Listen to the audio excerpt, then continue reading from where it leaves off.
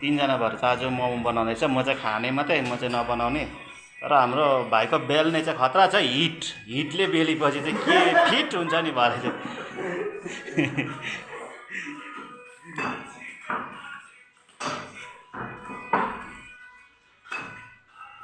दामी बनाउँछ मेरो बुढीले मोमो चाहिँ नि।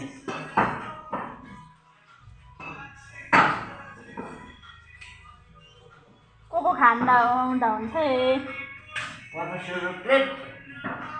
रुपियाँ प्लेट। एक प्लेटको यहाँ मुनि हेर्नु नि जाने।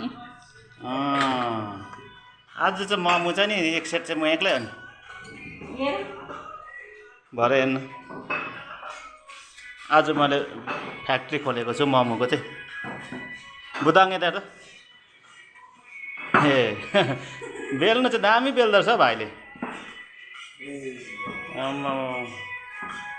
दामी बेल्दो रहेछ।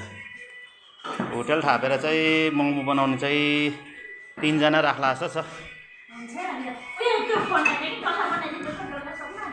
म त बनाउन आउँदैन पनि, खाने मात्रै हो, सिधै कुरा हो।